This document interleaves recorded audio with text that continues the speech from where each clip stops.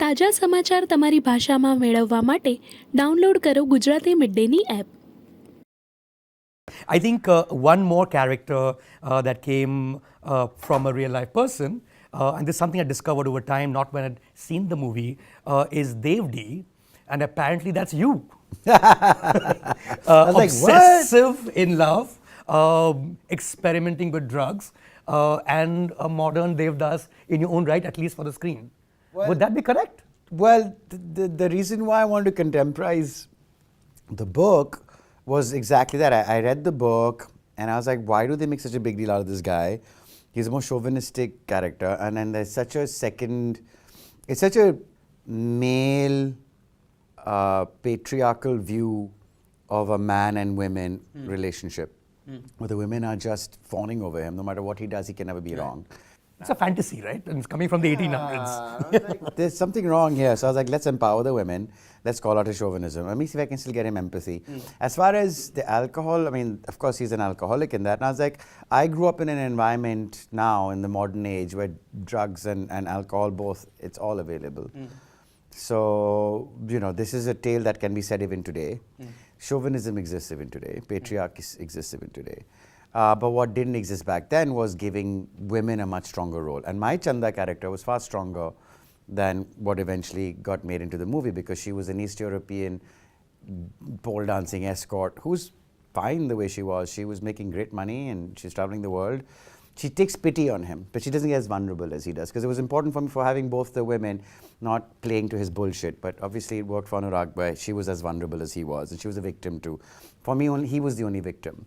The women only grew stronger from Did you their know someone like that? experiences. The escort? Did I know someone like that? I'm not going to tell you. I can still ask, right? Can ask. I know all sorts of people. Let's just put it that way. Sure, I know. a few Including escorts. yourself. Yeah, I know a few escorts in my life. You know, Chances. we've obviously touched upon Anurag Kashyap's film. That's Dwivedi, huge commercial success. We've touched upon Dibakar's film, and these are like early works of these two directors, Yeah. right? I'm interested to know, like, what do you think of how they turned out to be storytellers thereafter, the trajectory in their careers? I honestly haven't seen anything of Anurag's after that. Oh, really? Yeah. Gangs of Wasseypur, maybe? No, I don't think I saw any of his work after that. Okay. And with Dibakar, I liked Love, Sex or Dhoka. I felt there was something missing, no doubt, and we don't need to get into that, because you still saw the spark of a genius mind there. But then the Byomkish was not necessarily like it. I feel like with a lot of these guys, the pressures of conforming are so great. There's a lot of insecurity. And then more money comes in, more demands come in.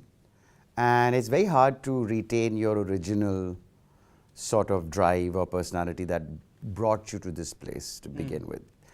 You know, so I think a lot of that has happened with me too, I suppose, in a way. But I mean, I didn't put myself out there to be that vulnerable, because I knew, you know, unless I don't have my group around me, I'm just going to end up conforming.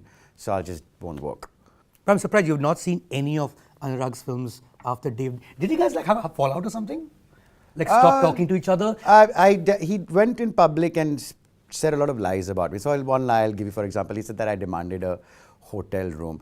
A five-star hotel room? Yeah, he actually came up to me and said, listen, you can't stay with us, you're a Diol, so I'm going to put you up in a hotel room. He literally told me that. I'm saying this on camera. And what he told the press was I demanded it. So there was clearly a lot going on, which was not professional. And I saw a person who was a really close friend at the time, and I was like, whoa, okay, fine. I mean, that time I myself was reactive, because I wasn't understanding what was going on, and I was reactive, and I was very easily manipulated at that time. So now when I look back, I'm like, oh, good one, like, I see you. Heart on sleeve and all is all very great, but you get taken advantage of. You're reactive. So he was a good lesson for me to learn. So then I just avoided, because I don't need toxic people in my life. You know, life's too short and there's so much more to explore. But he's definitely a liar. He's definitely a toxic person, and I would warn people of him. Would that be an exception from the early part of your career? I mean, you're also one of those directors, and I'm sure you hear this very often. Every profile of yours would say that, is someone who's worked with the most number of first-time directors. My first 5 were all debuts. Right. Right. So let's go with them. Like there's Imtiaz Ali, of course. That was the debut, yeah. Reema Kagdi. These two like had And- amazing careers thereafter as well. Yeah, Navdeep was also in the first five, yeah. Maroma. What did you think of their trajectory? Like how their careers went in terms of storytellers. Let's start with Imtiaz. Why am I commenting on? Is this what the show's about? No, it isn't. It isn't. I'll tell you why. Because these directors built their careers on the basis of their first film that was with you. And the fact is, Abhay, they did not work with you thereafter. Yeah, and Anurag used that to say this is why he directors. I know a lot of actors who don't want to work with him. So I was like, yeah, I don't know if that what you mean you're coming from. Like, I'm not part. Like I said, there's a lot of pressures to conform. There's a lot of pressure when there's a lot more money behind you. I did get this feeling like, oh, you know, you're not big enough, which is ironic because when I work with them, neither were they. Right. So you have to kind of either believe in someone and believe in a vision, even if it goes against the norm, or you can say that I'll keep my vision, but I will take bigger powers because I'll get more money, I suppose. I was taking a lot of it on myself, and I know I made mistakes, but it's like, no, I think, you know, like the directors I meet today are far more secure in who they are, and they're more willing to put themselves out there and take a chance. Maybe that's it. I don't know. I can't answer for them. Like I'm searching for answers to give you, and I hate making it about me when it's about somebody else. Subscribe કરો Gujarati mid day bell icon પર click કરીને મેળવો તમામ વિડીયોના direct notification.